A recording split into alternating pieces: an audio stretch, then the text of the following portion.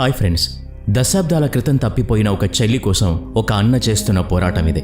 అంతుచిక్కని రహస్యంగా మారిన కేసును ఛేదించేందుకు పోలీసులు చేస్తున్న ప్రయత్నం ఇది. తమ తప్పేమీ లేదని నిరూపించుకునేందుకు వాటికన్ సిటీ పడుతున్న తిప్పలివి. ఆ కథనమేంటో ఈరోజు వీడియోలో చూద్దాం. అందుకని ఈ వీడియోని ఎక్కడా స్కిప్ చేయకుండా పూర్తిగా చూడండి.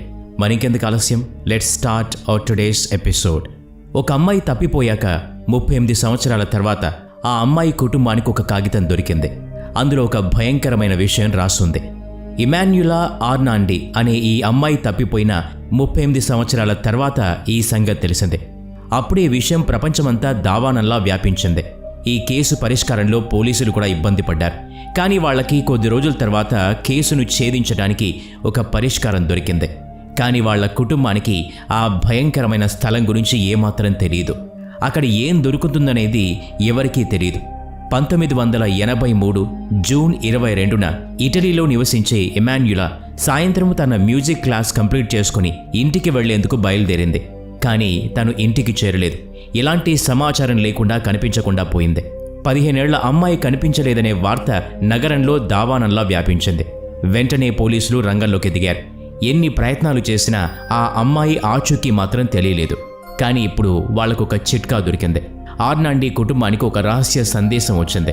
ఈ సందేశంలో ఆ అమ్మాయి ఎక్కడ ఉందో తెలుసుకునే అవకాశం దొరికింది. ఈ సందేశం అర్థం చేసుకోవటం కొంచెం కష్టంగా ఉండింది. ఎందుకంటే ఆ సందేశం ఒక కోడ్ భాషలో ఉంది. అందులో ఉన్న సందేశం ఏంటంటే, look where angels pointing. Code భాషలో వాటికన్ సిటీలో ఉన్న చిరునామాను వెతుక్కుంటూ వెళ్తే అది ఒక శ్మశాన వాటిక అని అర్థమైంది. ఈ చిరునామా వెనుక ఉన్న అసలు కథ ఏంటో ఇప్పుడు తెలుసుకుందాం. ఇమాన్యుయల్ 1968లో పుట్టింది. ఈ అమ్మాయి తన 4 అన్నా తమ్ముళ్లతో కలిసి వాటికన్ సిటీలో ఉండేది. సేకరించిన ఆధారాల ప్రకారం ఈ అమ్మాయి తండ్రి పోప్ దగ్గర అసిస్టెంట్గా పనిచేసేవాడని ఒక కథనం ప్రచారంలో ఉంది. బ్యాంకు ఉద్యోగాన్ని మరో కథనం వినిపించేది. ఏదేమైనా ఎలాంటి ఇబ్బందులు లేకుండా సాఫీగా సాగుతున్న కుటుంబం అది. వాటికన్ సిటీలో ఆ కుటుంబానికి మంచి పేరు కూడా ఉంది.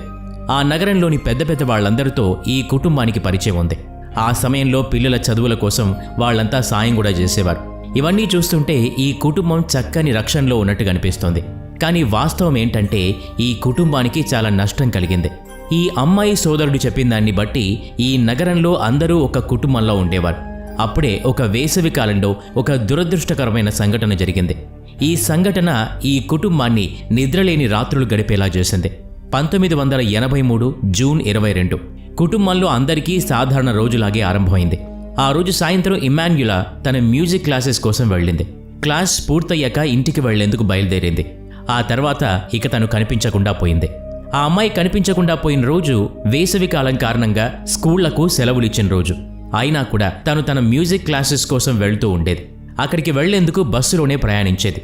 ఆ రోజు ఆలస్యం అవుతోందని తన సోదరుణ్ణి తోడుగా రమ్మని అడిగింది. కానీ ఆ రోజు అతను వెళ్లలేదు. అలా వెళ్లకపోవటం తన వల్ల జరిగిన ఘోర తప్పిదమని ఈ రోజుకి ఆ సోదరుడు బాధపడుతూ ఉంటాడు. అతను వెళ్లలేదు. చివరిసారిగా రోమ్ సెంట్రల్ బస్ స్టాప్లో చూడడం జరిగింది. ఆ తర్వాత ఇక తను కనిపించలేదు. ఈ సంఘటన మొత్తం రోమ్ నగర చరిత్రలోనే చారిత్రక ఘట్టంగా నిలిచింది. అందుకే ఈ రోజుకి ఈ కేసు గురించి నగరంలో మాట్లాడుకోవటం వినిపిస్తుంటుంది. కొద్దిమంది అక్కడ ఒక క్రిమినల్ గ్యాంగ్ తిరుగుతుందేమోనని అనుమానం కూడా వ్యక్తం చేశారు. ఒక వ్యక్తి ఇమాన్యులాను చివరిసారి BMW కారులో ఎక్కడం చూశానని చెప్పాడు. తను చెప్పిన ఇంకో మాట ఏంటంటే, ఆ కారు తన మ్యూజిక్ క్లాస్ దగ్గరే నిలబడి ఉంది. కానీ ఈ మాట అబద్ధమని తేలిపోయింది. రోజులు గడుస్తున్న కొద్దీ చాలామంది చాలా రకాల మాటలు చెప్పేవాళ్ళు. పోలీసులు అన్ని చోట్లకు పరుగులు పెట్టేవాళ్ళు.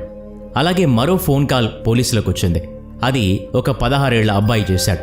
ఆ అబ్బాయి చెప్పిన మాట ఏంటంటే, ఇమాన్యుయల్ తప్పిపోయాక 3 రోజులకు ఒక చర్చిలో వేరే అమ్మాయితో చూశానని, ఆ రెండో అమ్మాయి చేతిలో కూడా ఫ్లూట్తో పాటు కళ్ళజోడు కూడా పెట్టుకునుందని చెప్పాడు. కానీ ఇది కూడా అబద్ధమేనని తేలిపోయింది. పోలీసులు ఆ అబ్బాయికి వార్నింగ్ ఇచ్చి వదిలేశారు. ఇంకో మనిషి ఒక అడుగు ముందుకేసి రోడ్డు మీద లిప్స్టిక్లు అమ్ముతూ కనిపించిందని చెప్పాడు.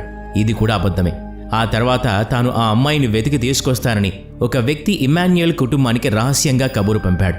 ఆల్రెడీ అతను మరో హత్య కేసులో శిక్ష అనుభవిస్తూ ఉన్నాడు. అతని మాట కూడా అబద్ధం. అతన్ని పోలీసులు అరెస్ట్ చేసి తీసుకెళ్లారు. వెళ్లేటప్పుడు ఆ వ్యక్తి చెప్పిన మాట ఏంటంటే, ఆ అమ్మాయి బతికే ఉందని, పైగా తన దగ్గరే ఉందని. ఈ కేసు రోజు రోజుకి జటిలంగా మారుతూ ఉంది. జనం కూడా నెమ్మదిగా మర్చిపోవటం మొదలుపెట్టారు.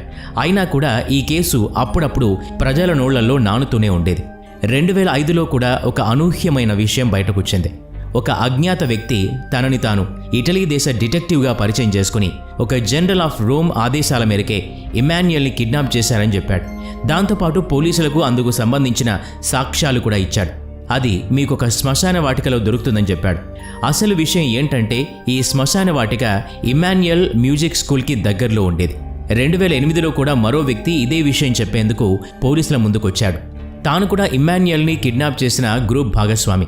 అతను చెప్పిన సమాచారం ప్రకారం ఆ అమ్మాయిని కిడ్నాప్ చేసిన కొద్ది రోజులకే హత్య చేసి రోమ్లోని ఒక పాత భవంతి కింద పాతిపెట్టారు. అయితే పోలీసులకు మాత్రం ఆ స్థలంలో ఏమీ దొరకలేదు. 2012లో కూడా పోలీసులు ఈ కేసును తిరిగి తెరిచారు. అక్కడ కూడా ఎలాంటి సమాచారం రాబట్టలేకపోయారు. ఇదే సంవత్సరం మరో ఘటన కూడా జరిగింది. వాటికన్లోని మరో వ్యక్తి ఈ కిడ్నాప్ హత్య గురించి ప్రస్తావించారు. ప్రభుత్వ అధికారుల ఆదేశాల మేరకే ఇదంతా జరిగిందని చెప్పుకొచ్చాడు. ఈ కేసును రీఓపెన్ చేసి మరోసారి విచారణ చేయాల్సిన అవసరం ఉందని చెప్పాడు. వాటికన్ లోపలే ఈ సమస్యకు పరిష్కారం దొరుకుతుందని చెప్పాడు. ఈ విషయాలు కూడా బూటకమని తేలిపోయింది. ఇమాన్యుయల్ కుటుంబం మాత్రం ఆమె ఎలా కిడ్నాప్ అయిందనే విషయం గురించి మదన పడుతూనే ఉంది. 2019లో మరోసారి ఈ కేసు విషయంలో ఆసక్తికర విషయాలు వెలుగు చూశాయి. ఇమాన్యుయల్ తల్లి వృద్ధురాలైపోయింది. ఇప్పటికీ తను అదే పవిత్ర నగరంలో ఉంటోంది. కానీ ఇమాన్యుయల్ సోదరుడు పియాట్రో ఆ రోజు నుంచి ఈ రోజు వరకు తన చెల్లెలి కోసం వెతుకుతూనే ఉన్నాడు. అక్కడి ప్రభుత్వానికి ఎంతో కొంత విషయం తెలుసని అనుకున్నాడు. పియాట్రోకి ఒక జర్నలిస్టు కూడా సహకారం అందించింది. తనకు దొరికిన ఆధారాలన్నీ వాటికన్ వైపు చూసేలా ఉన్నాయని జర్నలిస్ట్ చెప్పిన మాట. ఒక మామూలు అమ్మాయిని వాటికన్ సిటీలోని ఈ శ్మశాన వాటికలో ఎందుకు పాతిపెట్టారనేది అంతు చిక్కని విషయం. 2018 వేసవి కాలంలో ఈ కుటుంబానికి మరో సమాచారం అందింది. ఒక ఫోటోలో ధార్మిక ప్రదేశం కనిపించింది. అందులో ఒక సందేశం కూడా ఉంది. అందులో ఉన్న సందేశం ఏంటంటే లుక్ వేర్ ఏంజల్స్ పాయింటింగ్. దాని ఆధారంగా ఆ తర్వాత అన్వేషణ మొదలైంది. వెతుకుతూ ఇమాన్యుయల్ కుటుంబం ఒక భయంకరమైన ప్రదేశానికి చేరుకుంది. అది వాటికన్ సిటీలోని ఒక శ్మశాన వాటిక. దీన్ని టిటానిక్ సిమెట్రీగా పిలిచేవారు. అక్కడ జర్మనీకి చెందిన వాటికన్ సిటీలో ఉంటున్న వారిని మాత్రమే ఖననం చేసేవారు. పైగా ఈ శ్మశాన వాటిక ఎప్పుడూ ఒకరి సంరక్షణలో ఉంటూ వచ్చింది. అందుకే అక్కడికి వెళ్లేందుకు ఇమాన్యుయల్ కుటుంబానికి వాటికన్ అనుమతి అవసరమైంది. ముందు నుండి వాటికన్ సిటీ ఈ కుటుంబానికి ఎప్పుడూ సహకరించలేదు. అందుకే ఆ శ్మశాన వాటికలోకి వెళ్లేందుకు అనుమతి దొరుకుతుందని ఆ కుటుంబానికి నమ్మకం లేదు. కానీ వాటికన్ సిటీలో ప్రజలు రోడ్ల మీదకు వచ్చారు. ఇమాన్యుయల్ ఫోటోలతో ఊరేగింపు చేశారు. ఈ కేసును విచారణ చేయాలని పట్టుబట్టారు. దీంతో వాటికన్ పెద్దలు ఆ శ్మశాన వాటికలోకి వెళ్లేందుకు అనుమతించారు. పోలీసులతో కలిసి ఇమాన్యుయల్ కుటుంబం ఈ ప్రదేశంలో ఎక్కడైనా ఖననం చేశారేమోనని వెతకడం మొదలుపెట్టారు. ఆ తర్వాత ఆ సందేశంలో చెప్పిన ఆనవాళ్లు కనిపించిన చోటు నుండి కొన్ని నమూనాలు సేకరించారు. DNA టెస్టులు చేయించారు. వాటికన్ సిటీ పెద్దలకు అక్కడ ఏమీ లేదని ముందే తెలుసు. ఇలాగైనా ఆ కుటుంబం మౌనంగా ఉండిపోతుందని వారి నమ్మకం. DNA పరీక్షల్లో అది ఇమాన్యుయల్ కాదని తేలిపోయింది. ఈ విషయం తెలియగానే ఇమాన్యుయల్ సోదరుడు చాలా సంతోషపడ్డాడు. తన సోదరి ఎక్కడో చోట బతికే ఉందని నమ్ముతూ ఉన్నాడు. త్వరలో తిరిగి ఇంటికి తిరిగొస్తుందని విశ్వసిస్తున్నాడు. DNA పరీక్ష కోసం సేకరించిన నమూనాలు కినీ సోదరీమణులవి. 100 సంవత్సరాల క్రితం ఎక్కడో రాజకుమారులుగా ఉండేవాళ్లు. ఇన్నేళ్ల తర్వాత వారి పునాది ఇప్పుడు మళ్లీ తవ్వారు. అక్కడేమీ లేదని తేలిపోయినా మరో రహస్యం అక్కడే ఉంది. ఆ శ్మశాన వాటికకు దగ్గరగా మరో రహస్యం సొరంగం గుండా వెళ్తే 2 సమాధులు కనిపించాయి. వాటిని పరీక్షించేందుకు వాటికన్ సిటీ పెద్దలు ఒప్పుకోలేదు. ఆ ఫలితాలు వచ్చే వరకు ఇంకొంచెం సమయం పడుతుంది. కానీ ఈ రోజుకి ఇమాన్యుయల్ సోదరుడు తన చెల్లి కోసం ఎదురు చూస్తూనే ఉన్నాడు. ఈ నిజ జీవిత కథనం గురించి మీరేమనుకుంటున్నారో మాకు తెలియచేయండి. ఈ వీడియో మీకు నచ్చినట్లయితే లైక్ చేయండి, షేర్ చేయండి. ఇలాంటి మరిన్ని వీడియోస్ కోసం ఈ ఛానల్కి సబ్స్క్రైబ్ చేసుకుని బెల్ ఐకాన్ మీద క్లిక్ చేయండి. నెక్స్ట్ వీడియోలో మళ్ళీ కలుద్దాం. Thanks for watching.